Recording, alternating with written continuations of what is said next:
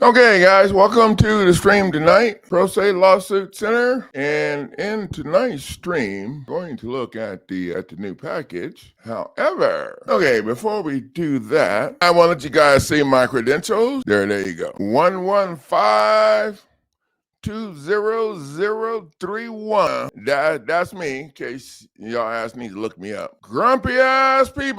They don't like it when they have to go sit the hell down. So a couple of things I want to get off the table, off the table. So any of you guys that invest in any of my products, if you pay through my WhatsApp link, then you get a free credit card lawsuit package. I think I have it on sale for like $50. Now, if you do that, you pay if it's, have it on the thing, some of the new stuff, because we don't have checkouts yet. So you just use that, or you can just pay and then call and let me know that you paid, or text me or something, because I'm going to have to email you the document. And when I do, you need to make sure that you copy and paste it in your own Word before you make changes. If you make changes to it without copy and pasting it in your own Word, then those changes are going to show up in my files, and I'm going to have to delete them, and you won't be able to find your work. So I'm just saying, you want to always save the file clean, the original. Now, we got some grumpy people around here. We were going to talk about the grumpy people. I don't know who the hell to talk about the grumpy people first. Let's talk about the ones that contacted me first. But I don't know that because I'm not that smart. So you guys know we've been helping Randall over in Georgia get out. And he should have received his package of fire today. And I know it's some grumpy ass people over there. But you know what? That's not my problem. And my problem is making sure that the people that trust and that we step up. And so that's what we stepped up in around. We stepped all kind of ways. So they're a little grumpy. And all of a sudden, I'm going to do a screen share here. See if I want to share the phone link. Okay, so since we've been calling me from Georgia, and this right here is Leaf. He's the go-between. Well, actually, I was working with Randall, then he got himself snatched up hanging out with the wrong people. And then, so I'm working with Leaf and all of that. They live in Dallas, Texas. But wait, this number prefix is the same prefix that Leaf uses. He lives there. And this call, but there's more. So then I got, in that same day, this person contacted me too. Wanted to be my friend and wanted me to, to go over to her. Then this morning, she hit me up again.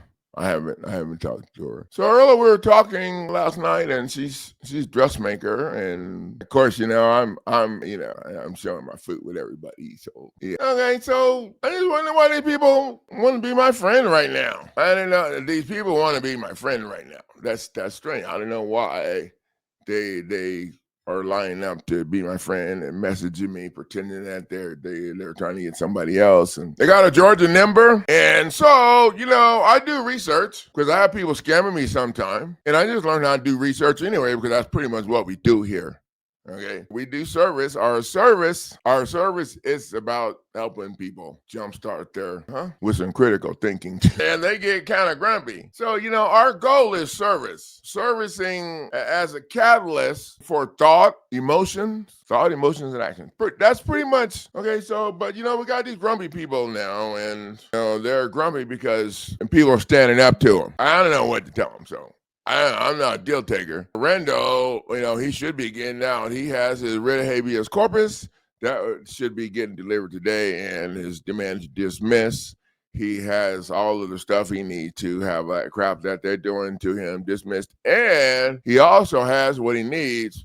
Well, everything he needs except the legal description of whatever he wants to put lien on. Because once he gets his lawsuit filed, he can put lien on something. Yeah, and when we started talking on the phone, they started, well, at first, they took his phone privilege away for about, I don't know, a day or almost a day. And then they gave it back to him. And, I was kind of talking shit, maybe. There's a possibility. Talking a little trash. And so then I got all these, these beautiful ladies, messaging me trying to be my friend. I don't know, maybe they're Randy. Maybe they're Randy's friends, and they're looking for crack. They think that I have, well, Randy, it wasn't his case for, well, it was meth, excuse me. I don't think it's much of a difference. Okay, sorry. If you're going to do things, you need to do them right, because there might be somebody that's willing to stand up for the rights that they're supposed to have. Okay, nobody has them. Nobody has any damn rights unless you're willing to stand the hell up and do whatever it takes. Now, when you get in a situation in Rando, and then you don't really have a whole lot of choice. You either lay down or you stand up. There's no in the middle. So we're helping him stand up. So I can't wait to see how this is going to go for him. If you know, I don't know. They came when we got done talking on the phone. And then I told Rando that when you're in this situation, you need to decrease the value for them of you being there. You want to decrease that value. You do that by telling all your friends and all your people to get on the phone and call home and have their people go to winningcourtnow.com and get the prosecutor lawsuit package. That's what we used to do and what we got going on over here, Randall. Of course, it don't have the habeas corpus in it, but if you hear this and you get it, I'll throw it in. And if you got somebody in that shithole in Paulding County,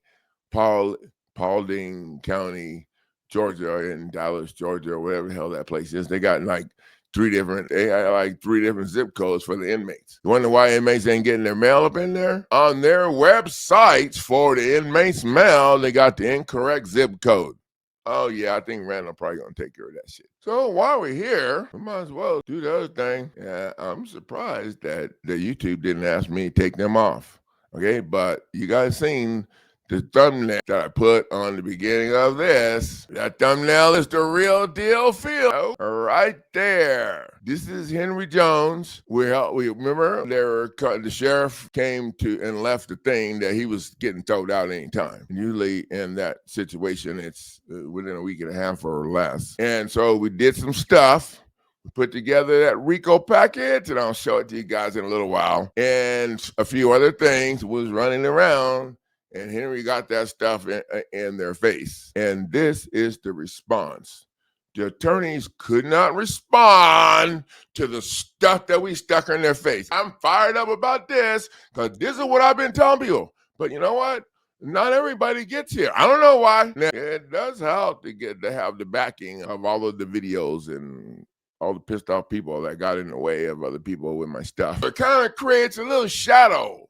Or big shadow. I don't know what the hell you call it. Because, okay, but they couldn't answer. This was their answer to the counterclaim, to the emergency motion for temporary restraining order, and to the RICO. They left the word RICO off of everything. Counterclaim for illegal eviction. They left the word RICO off. It should be up in that. That's right. They could not respond. This is all they could do to respond. That provided the summons served by the special process server, who never served Henry anyway, because Henry had a stroke, was in the hospital, and his wife had passed away before that. So, okay, so that's what it don't matter. And then they provided the affidavit of service. That's all they could file in the case. But see, they filed this like on the 6th. They didn't send us copies of this. Now, so if they couldn't answer and this is all they put in there, then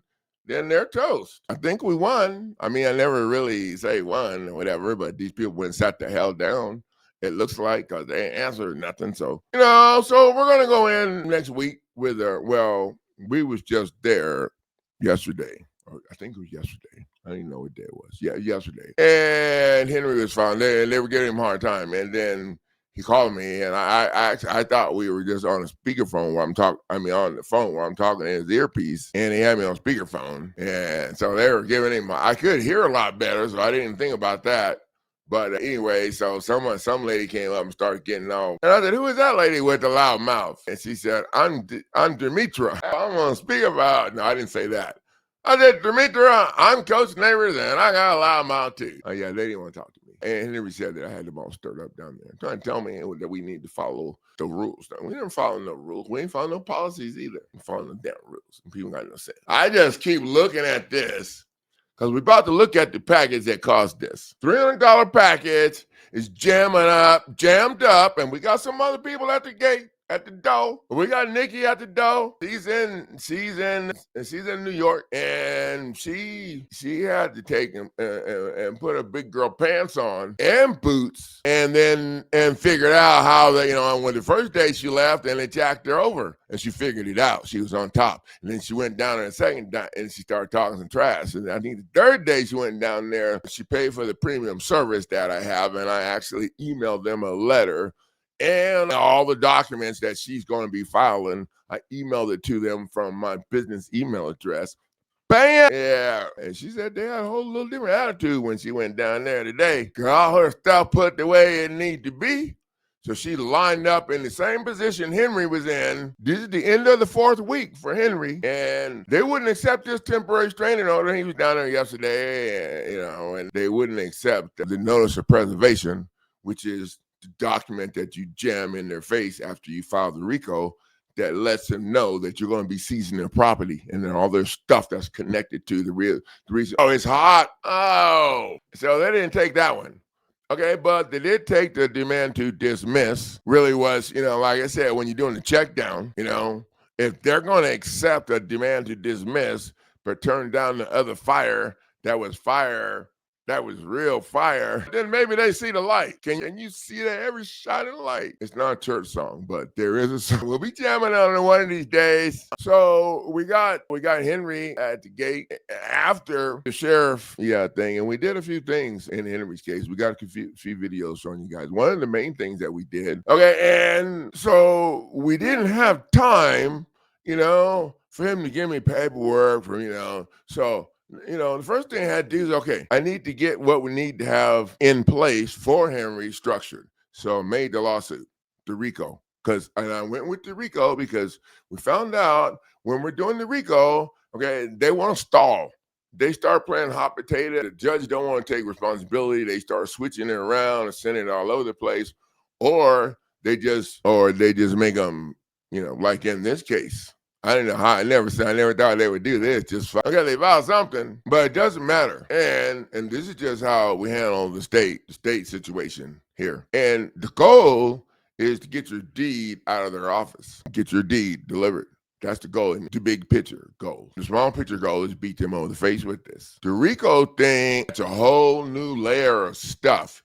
And then you come in with your notice of fraudulent conveyance and your notice of less pendants and a judicial notice of less pendants that you actually file right in the case, like a document. And the state attorneys and the judges, they rely on statutes and codes, administrative codes, not valid laws, because they don't contain the 3 elements the Constitution requires to be a valid law: acting clause, title, and a body. And once a federal claim is raised, the state jurisdiction ends. When you use federal case law and federal acts in state court anyway, it's a wrap. They can't respond to it. This would be a good way to get control of your case. You don't even have to know what you're doing. You just have to know that they can't respond, so they can't argue whether you got federal case law right or wrong. They cannot argue. Oh, the superb beatdown. Winningcourtnow.com. That's where you get that shit. The orders issued without constitutional authority are void. And then we have the counterclaim strategy where we add the judge, because the judge is getting paid by the state and there's conflict of interest. We add them, and if you're in the eviction process, while you're looking at this, then you add the buyer and the buyer's attorney. We don't address the foreclosure situation at this time because you don't need to. All that does is that muddies the water. And here's, Henry's case. We got videos showing the documents right up there. I just Google it and name a YouTube channel, and the YouTube channel is where you go to watch the updated instructional videos for the lawsuit packages that you invest in. And so this RICO filing adds a double layer of protection. It exposes the fraud, every actors, and their it allows them to visualize their shared liability. And then you can see the other stuff here. We're demanding settlement. We're demanding settlement conference. So you're going to get the verified complaint for RICO for illegal conviction, illegal eviction. We meshed that together because the whole thing is illegal what they're doing. So we meshed it together for the eviction process specifically. And then you got your counterclaim, which you would use if there was already a case against you. If you're not in the eviction process, but they say that's where you headed, then I just go ahead and file a claim. You ain't got to wait for nothing. You can file a counterclaim if you want to. The claim is actually for federal court. That's how you do that. You use the counterclaim in state court to crush their asses, and then you file the real lawsuit in federal court. And you take with you a certified copy of the complete docket sheet from the state court with you over there to federal court to show that your rights are violated just last week. You got temporary restraining order. So you can see this is like steel, and it's the real deal feel. Put a link to it in there. You guys can go over and check it out. I'm gonna take off and get out here and go get something to eat. Holla at y'all tomorrow.